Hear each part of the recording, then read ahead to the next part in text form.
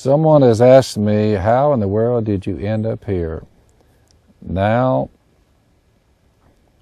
Hollywood has run up on the kingdom of God. They don't know this, but I know it.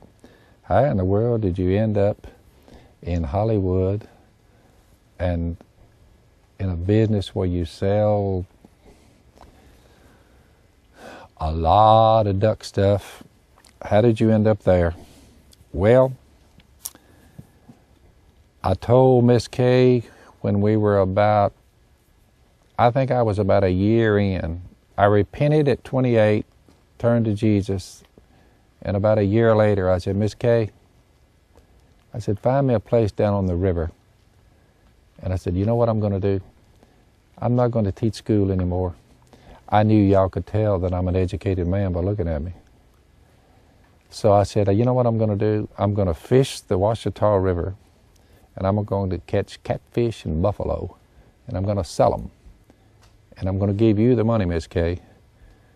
And I'm going to tell you, life's not going to be that easy.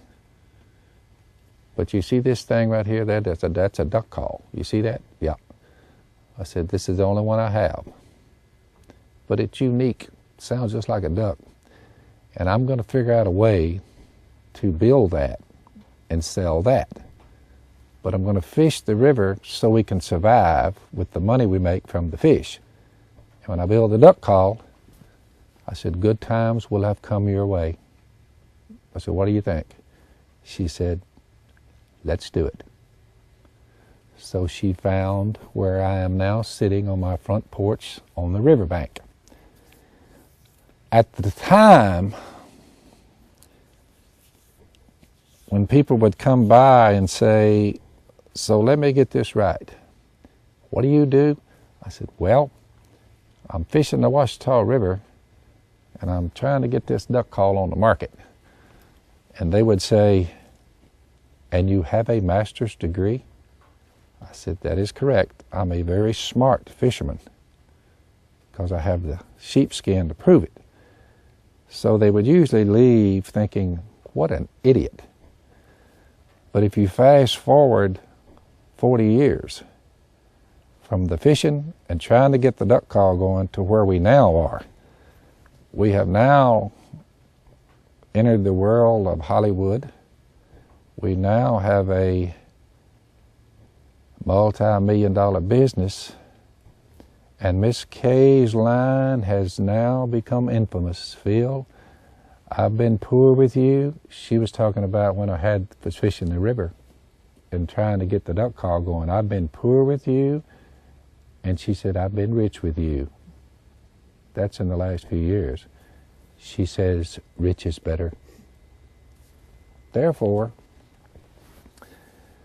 I either was real lucky,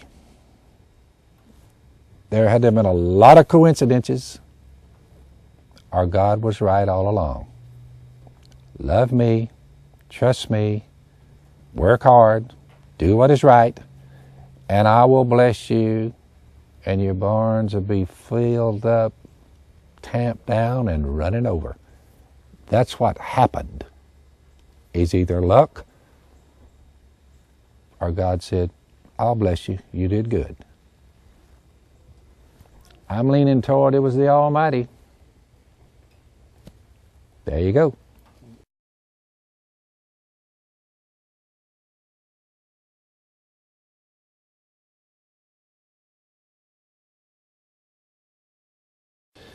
I'm currently 66 years old. That's how long I've been on planet Earth. When I was 28, I was sort of into sex, drugs, and rock and roll, as they say. So at 28, some guy with a Bible came in a beer joint that I was running, and he wanted to talk it over. So I basically ran him out of the place. My sister is the one that brought him, and while he was in the back trying to get a Bible study going with the old guy here, yours truly, my sister's was up on the front, and she's handing out Bible tracts. So that created a little bit of a ruckus. in the beer joint. So I had to go out there and tell everybody, look, the girl wants to hand out Bible tracts. Take them, throw them in the trash can, do whatever you want, but don't be messing with my sister here. I'll break your legs. So I ran the guy off, but later on I looked him back up when my life was pretty well going south in a hurry. So at 28, I finally sit down and listen for the first time in my life to the story about Jesus of Galilee, the one we're all counting time by. It is currently 2013 years since Jesus got here. 2013 A.D. Anno Domini. So we're all counting time by Jesus. I just decided to follow him 38 years ago when I heard that he, in fact, was God in flesh. Not only was he God in flesh, it took the blood of God to remove my sex, drugs, and rock and roll lifestyle. Sin. That's the price. Well, I'm sitting there listening to that. I thought, man, that was a mighty kind thing to do for a scumbag like me. Not only that, it really would do no good to have my sins removed, which are many. It wouldn't do me any good, though, if something could not be done about the 6-foot hole I'm going into. And you too, by the way. So we're all sinners. Jesus dies on a cross to remove all of them so you can go, I'm guilty no longer. The price has been paid. God coming down in flesh did that. It's actually too wild a story to dream up by human beings, especially sinful ones.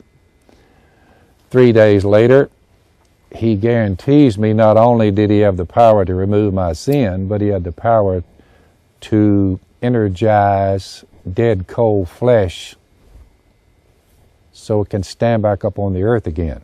Because of what Jesus has done, his death on a cross and his resurrection, he's guaranteed you that you will live. So, as Jesus would put it, whoever lives and believes in me will never die. If you're not a believer and you don't believe God exists at all, about the only hope you have is he not be there. That's your hope. Maybe he's not there. What we're saying is, we trust that he is.